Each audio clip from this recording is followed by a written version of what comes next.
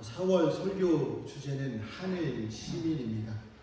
지난주에는 배려하는 성도라는 제목으로 말씀을 나누었고, 오늘은 긍휼을 베푸는 성도라는 제목과 내용으로 말씀을 나누도록 하겠습니다. 성경에 자주 나오는 단어가 있다면 긍휼이라는 단어입니다. 그래서 신앙생활하는 우리에게 친숙한 단어이기도 하죠. 긍휼의 뜻은 불쌍히 여기거나 가볍게 여겨 돌봐주는 것을 뜻합니다.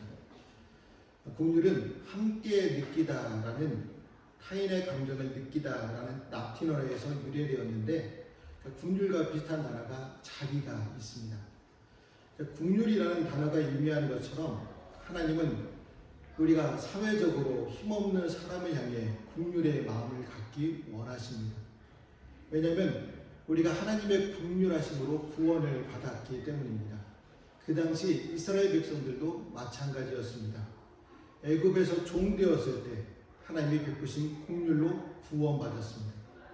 그로 인해 긍휼을 체험한 하나님의 백성으로서 부유하다고 해서 가난한 자를 함부로 대하거나 권력이 있다고 해서 힘없는 자들의 생명과 인권에 침해해서는 안 되며, 약한 자들을 돌보며 살아가야 함을 본문 말씀을 통해 가르쳐주고 있습니다.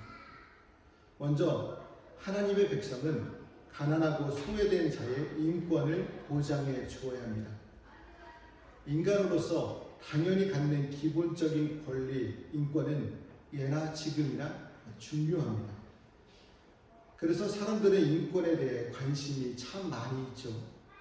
한 소중한 인격체로서 자유와 권리가 침해당하면 회복하기 위해 온갖 방법을 동원하기도 합니다. 제 인권은 아이들에게도 중요합니다. 엄마가 자녀 옷을 사주기 위해 어린 자녀와 함께 쇼핑몰에 갔습니다. 그날따라 엄마가 사주는 옷이 아니라 자기 마음에 드는 걸로 사겠다고 고집을 피웠습니다. 그래서 엄마가 조그만한 게 맨날 무슨 고집이 이렇게 세, 그냥 엄마가 하라는 걸로 해 라고 하니까 어린 자녀가 하는 말이, 나도 인권이라는 게 있어. 엄마가 그 소리를 듣고 한참 웃더니 어린 자녀의 인권을 존중해서 원하는 옷으로 사주었다고 합니다. 자녀를 키워보신 분들은 여러 번 경험했을 거라고 생각되어집니다. 이렇게 어린 아이라고 해도 인권이 있습니다. 그런데 어느 날 창조 질서에 벗어난 소수 사람들이 자신들의 잘못된 인권을 주장하기도 합니다. 하나님께서 창조하신 그대로 정체성을 인정할 때 인권을 누릴 수 있는 것이죠. 그 본문에서 인권을 존중하기 위해 하나님은 이웃에게 무언가를 구워주고 전당물을 잡을 때 무엇을 주의해야 한다고 말씀하십니까? 전당물을 잡기 위해 함부로 집 안으로 들어가지 말아야 하며, 그 전당물이 겉옷이면 해가 지기 전까지는 돌려줘야 했습니다. 왜냐하면 겉옷은 밤에 덮을 이불이기 때문이었습니다. 고대 사회에서는 겉옷은 밤에 덮고 잘 수 있는 이불이었습니다. 겉옷을 전당물로 하루 이상 취하지 못하게 하는 건 채무자의 생명권을 보장하는 조치입니다. 아무리 채권자라 하더라도 채무자의 생명까지 위협해서는 안 됩니다. 또한 전당물을 잡기 위해 집 안에 들어가는 것 역시 금지되었습니다. 요즘에는 불법 사채가 있어 채무자가 이자를 감당하지 못하면 집에 들어가서 물건들을 부수고 협박까지 하기도 합니다.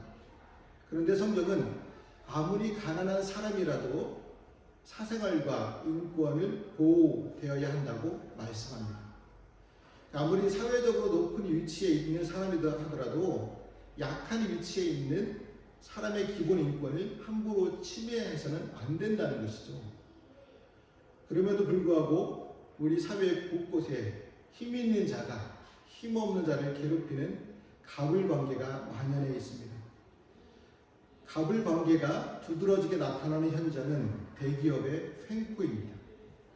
자신을 을이라고 생각하는 직장인들은 갑이 주는 스트레스로 인해 회사를 그만두려고 합니다. 예전에 대기업 상무가 기내에서 여승무원에게 팽패를 부리는 사건이 있었습니다. 그 일명 땅콩 회항 사건이었죠. 제빵 회사 회장이 호텔 주차 직원의 얼굴을 지갑으로 때리고 유제품 회사 영업사원이 대리점 주인을 협박하고 제품을 강매한 사건 등이 연이어 터지면서 갑의 횡포가 국민을 분노케 했습니다. 아무리 갑의 위치에 있더라도 을의 생명과 인권을 함부로 침해해서는 안 됩니다.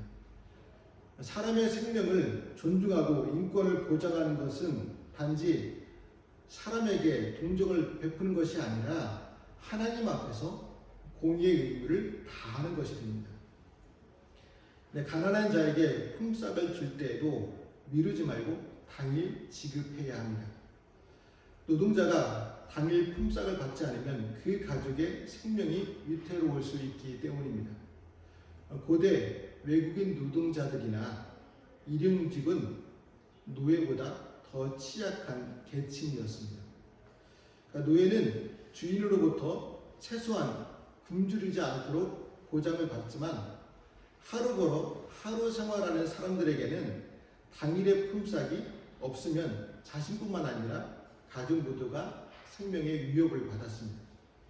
그래서 성경은 고대 사회에서 품꾼의 임금을 체불하는 것은 단지 그 사람의 생명을 위협하는 정도가 아니라 하나님께 심각한 죄를 저지르는 것으로 말씀합니다.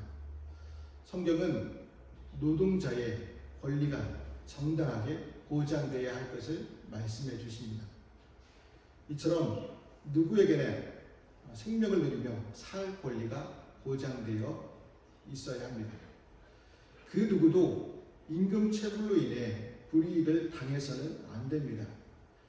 사회적으로 연약한 자들은 갑질의 대상이 아니라 보호와 존중의 대상입니다. 어떠한 경우라도 물질을 사람의 생명보다 우선시해서는 안 됩니다. 왜냐하면 그 생명은 하나님께서 주셨기 때문입니다.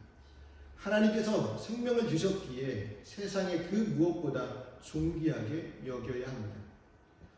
하나님께서 인간의 생명을 해하는 사람들을 용서치 않으시고 그 핏값을 치르게 하신 것이나 예수 그리스도께서 사람의 생명을 살리는 일을 안식일 준수보다 더 우선시 하셨던 사실은 하나님께서 인간의 생명을 얼마나 귀하게 여기시는지 잘 보여주고 있습니다. 예수 그리스도께서 하늘의 영광을 버리시고 인간의 모습으로 이 땅에 오셔서 십자가에 죽으신 이유도 사람의 생명을 살리기 위해서였습니다. 예수님의 사랑으로 우리가 살림을 받은 사람들이죠. 그래서 우리도 사람의 생명을 소중히 여겨야 합니다.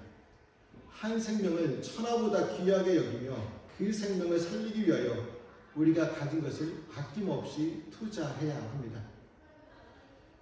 이웃을 사랑하러 갈 때 부담감을 가질 수 있습니다.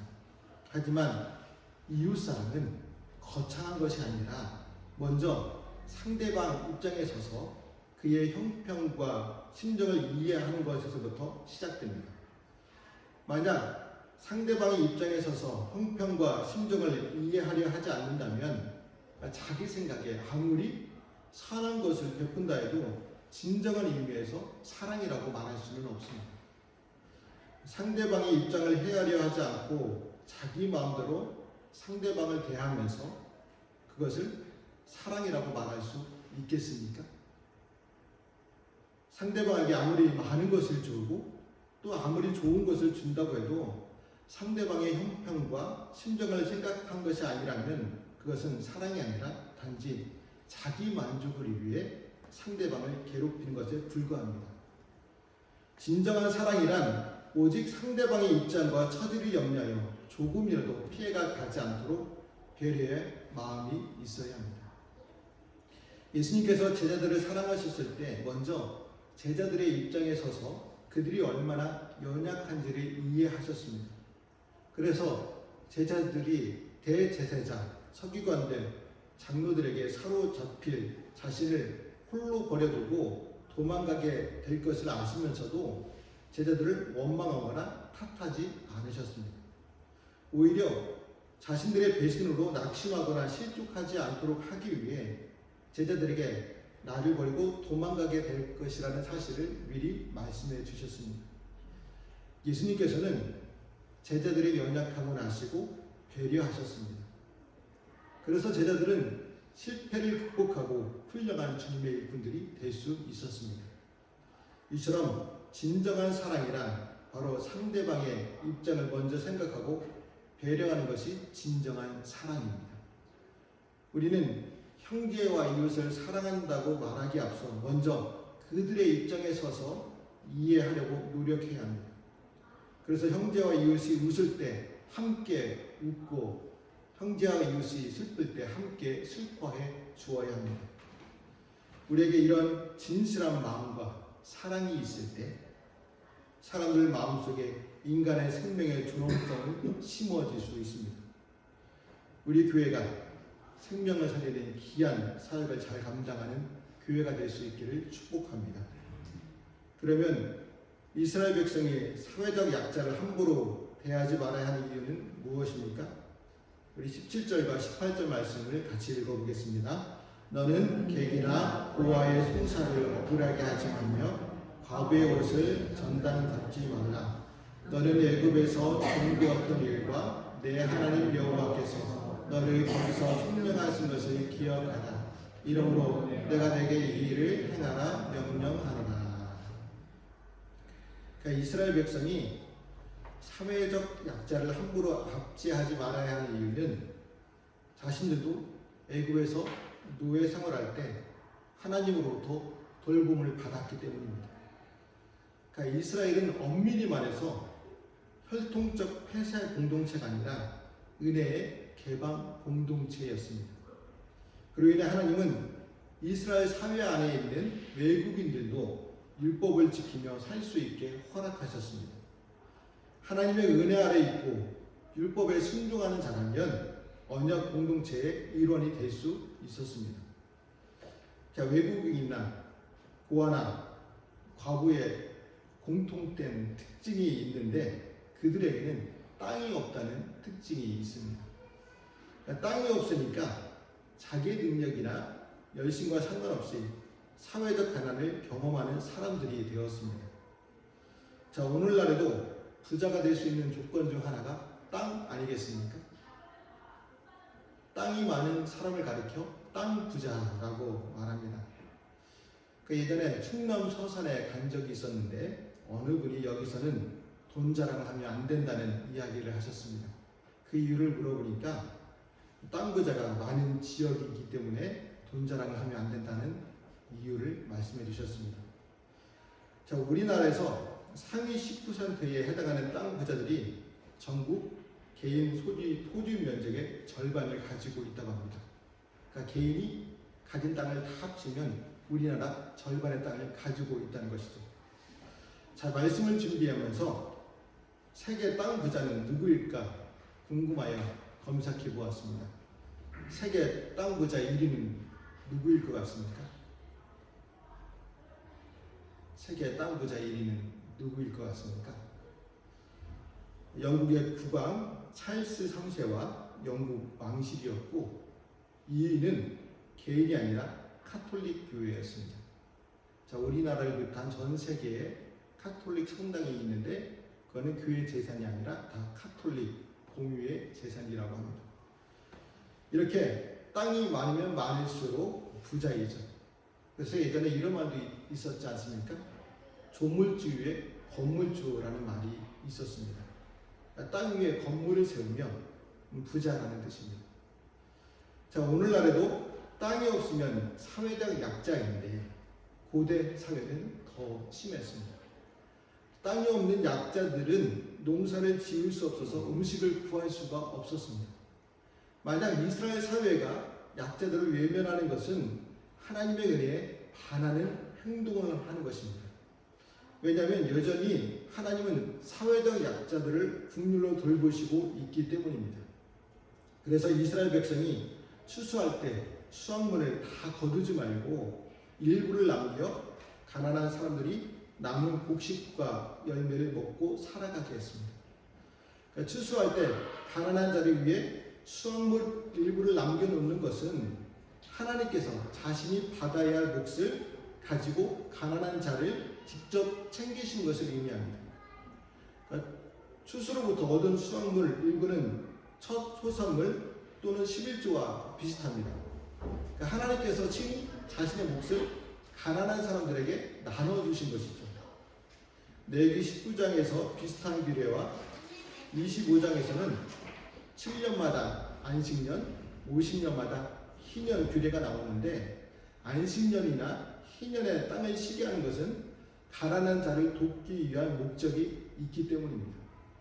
그러니까 백성이 추수할 때 일부를 가난한 자의 몫으로 남기는 것은 있는 자가 없는 자에게 자선하는 정도가 아니라 사회가 가난한 자를 제도적으로 돌보는 사회복지 시스템을 가둬가는 것이었습니다. 하나님은 가난한 자를 직접 챙기시고 돕는 일을 신앙 공동체에 맡기셨습니다. 왜냐하면 은혜를 아는 사람만이 또한 사람들에게 은혜를 베풀 수 있기 때문입니다. 은혜를 알지도 또 기억하지도 못하는 사람이 어떻게 다른 사람들에게 은혜를 베풀 수 있겠습니까? 난 누구한테도 아무 도움을 받지 않고 내 힘으로 살아왔어 라고 생각하는 사람은 도움의 손길을 베풀 수가 없다는 것이죠. 그런데 세상 사람들 가운데 한 번이라도 도움을 받지 않는 사람이 있습니까? 없죠. 태어나고 자라는 순간순간마다 누군가에게 도움을 받았기에 지금 그 자리에 있는 것이죠. 오직 자신이 은혜를 입은 사람인 것을 알고 그 사실을 항상 기억하는 사람만이 타인에게 은혜를 베풀 수 있습니다. 예수 그리스도를 만난 후 변화된 삭개오가 자신의 소유의 절반을 가난한 사람들에게 주었고, 또 자신이 억지로 빼앗은 재물에 대하여 4배로 갚겠다고 결심하게 된 것은 자신이 예수 그리스도께 많은 은혜를 받은 자라는 사실을 알았기 때문입니다. 그렇다면 우리는 어떻습니까? 하나님의 은혜를 알고 기억하고 있습니까? 그에 대한 대답은 우리가 이웃에게 얼마나 많은 은혜를 베풀며 살아가느냐 하는 사실이 말해줍니다. 만약 우리가 우리 이웃에게 무관심하고 오직 자기 자신의 삶에만 연연하여 이웃에게 어떠한 은혜도 베풀지 않고 살아가고 있다면 우리는 하나님의 은혜를 아는 사람이 아닙니다. 하나님의 은혜를 아는 사람은 하나님께 받은 그 은혜를 이웃에게 베풀며 살아갑니다. 우리가 또한 우리 신앙 공동체가 은혜를 베푸는 공동체가 되어야 합니다. 그것이 세상에 주님의 빛을 비추는 교회입니다. 하나님의 사랑과 은혜를 베풀며 지역사회를 섬기는 교회가 세상의 빛 교회입니다. 그 사명을 잘 감당하는 우리 공동체가 되시기를 소망합니다. 하나님은 우리에게 사회에서 소외되고 약한 사람들을 돌보고 배려할 주라고 말씀하십니다. 사회적으로 소외되고 약한 사람들은 우리가 무관심해야 할 대상이 아니라 돌봐주어야 하는 사랑의 대상입니다. 그러므로 주변에 있는 약하고 소외된 이웃을 섬기는 귀한 성도와 교회가 되시기를 주님의 이름으로 말씀을 드립니다. 기도하시겠습니다.